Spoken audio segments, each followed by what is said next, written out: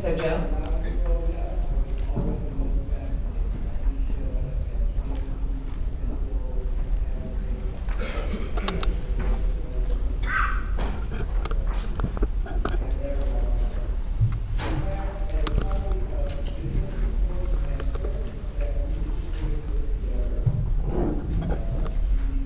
We're going to have competition with this group over here, so keep up. We need to keep that in mind too when we're talking. Yeah, I think I'm going to keep this sort of close. Thank you. One thing I want to do is spend the majority of my time talking about ADAP crisis, but there were some general updates that I think will be of interest to the group. I wanted to share those initially, and then we'll get into ADAP and some of the funding issues that we're currently dealing with.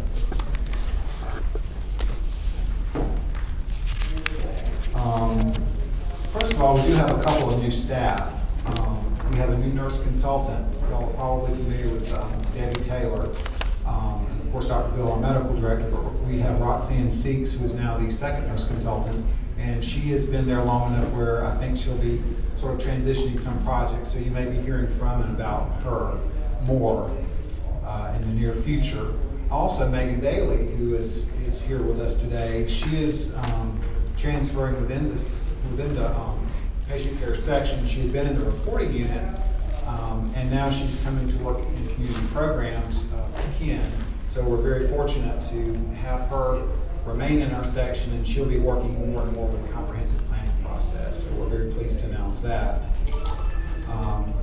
Unfortunately, we have an opening now in reporting, but Rich Power, the unit supervisor, is working to fill that.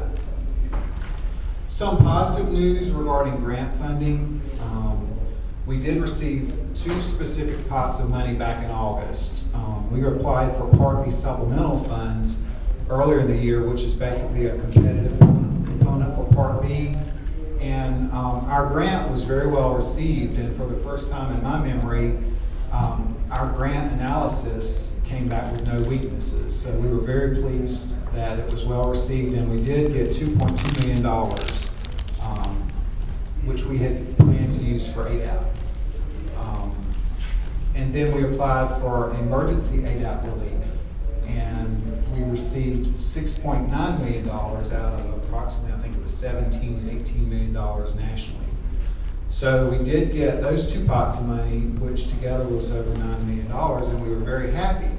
A little later, it became clear that HRSA had very specific purposes for these dollars, and they were very prescriptive in that they wanted us to use these dollars to exclusively take people off our ADAP wait list.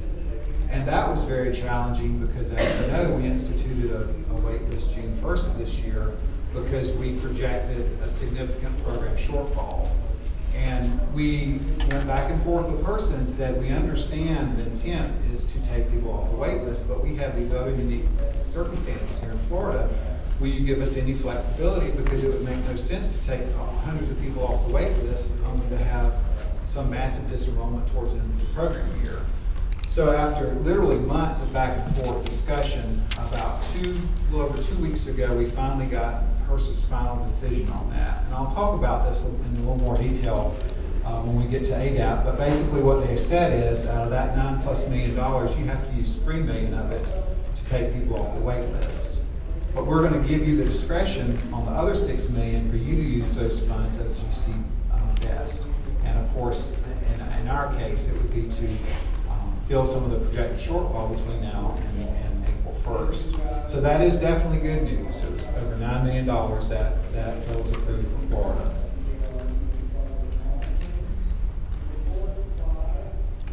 Some other things that we're working on, which are very much funding related, is we're currently preparing our Part B formula grant application and our supplemental grant application simultaneously.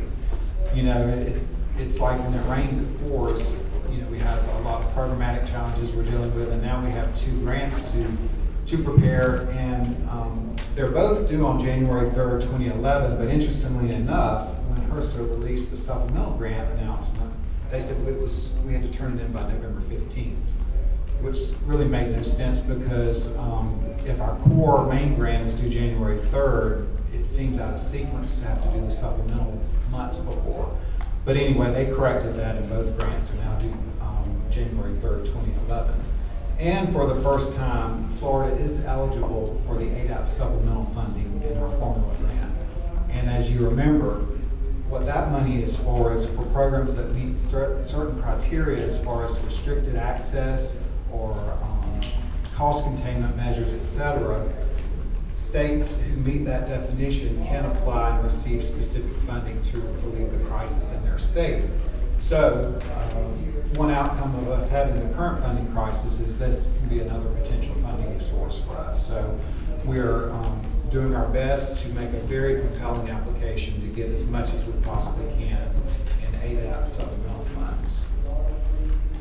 Another positive, if we can look into next year a little bit, the department has supported our request and interest in asking for additional general revenue for the AIDS Drug Assistance Program and our AIDS Insurance Continuation Program. Even in the depths of the economic recession here in Florida, the department is supportive of a $5 million request for ADAP and a $2 million request for the AIDS Insurance Continuation Program. So those processes are underway and continuing now, so that's good news.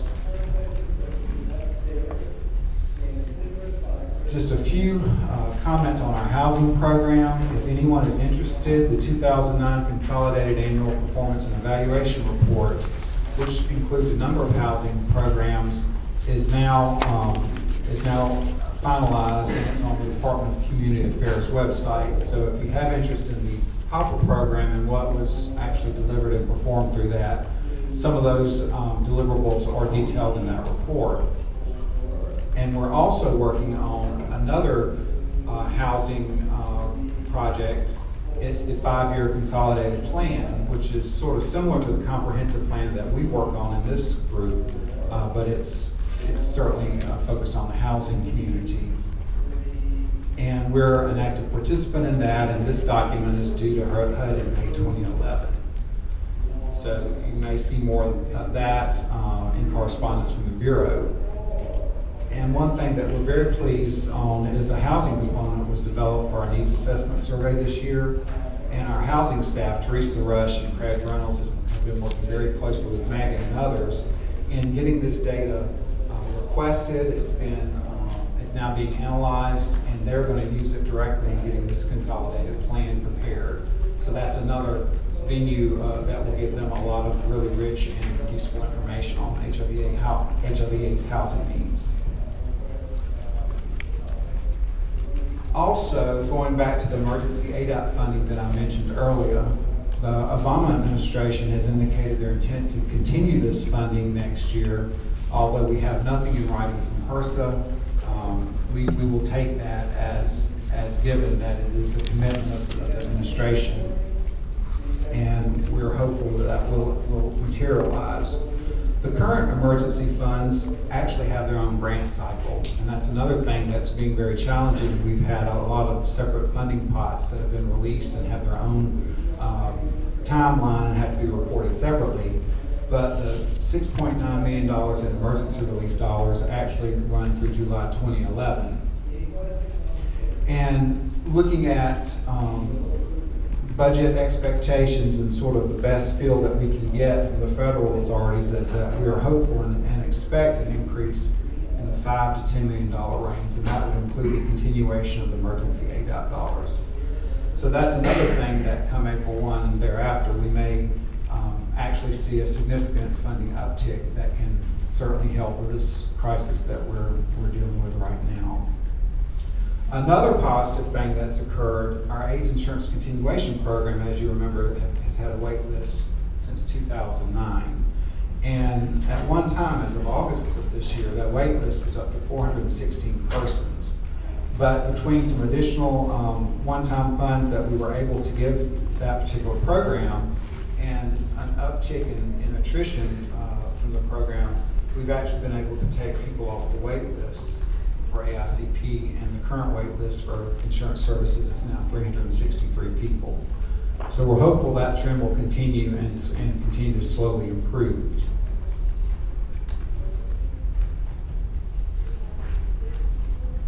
Some some other funding concerns that we've been dealing with.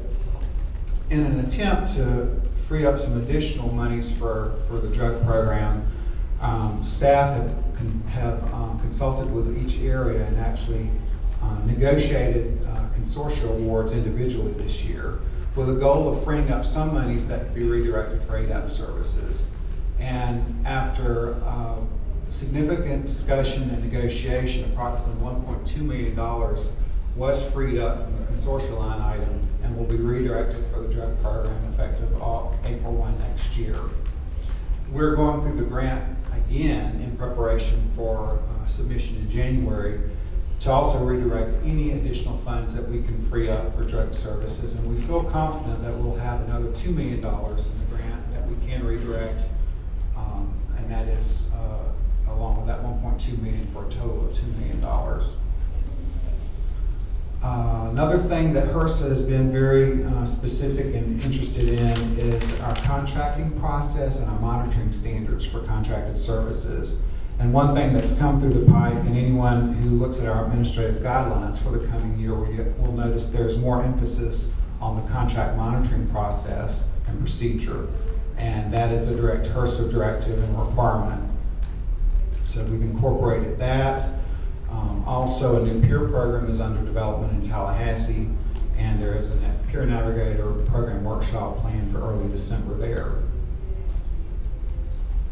And finally, our consumer advisory group, membership confirmation is underway, and we actually have a number of vacancies in that body, and we were very pleased that there were a number of applications that came in from the community.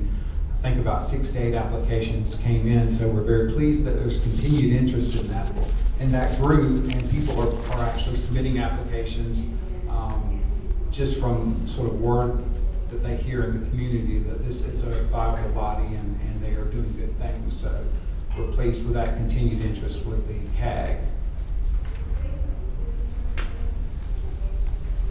All right, moving on to discussion of our financial eligibility for patient care services. This is something that's actually very much a timely topic. For months now, we have brought up the potential of reducing financial eligibility from 400% of FPL to 300% for ADAP and really all of our care and treatment services in the Bureau. And we've received feedback from HRSA that they're interested in this topic basically because we're asking for more money. They're looking at our entire eligibility process and have commented that 400% is on the upper end of what states are doing. I think the average now is 300% of FPL. And you know, when we're asking for more money, they're sort of asking us, well, have you looked at your processes and do you need to make any adjustments in-house? And the decision was made to move forward with this process. It's not going to save a ton of money, but we expect that it would save between $1 and $2 million directly for the ADAP program. And the department did decide to move forward with this, and we're having to amend our eligibility rule to achieve this. So just within the last week or 10 days, the decision was made to move forward with the FPL reduction. We anticipate 300 to 400 clients will be impacted statewide. The administrative rule amendment is beginning now, and implementation would be no sooner than 30 days, but it may be 40, 45 days before that occurs. So that's still sort of a moving development right now. And we are developing, a memo is coming from Deputy Secretary Turner. I'd hope that it would be signed and released today, but I called and checked and it was not signed yet.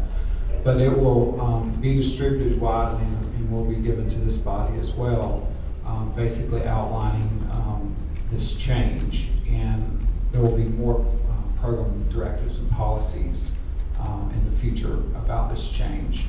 But that is a very timely development.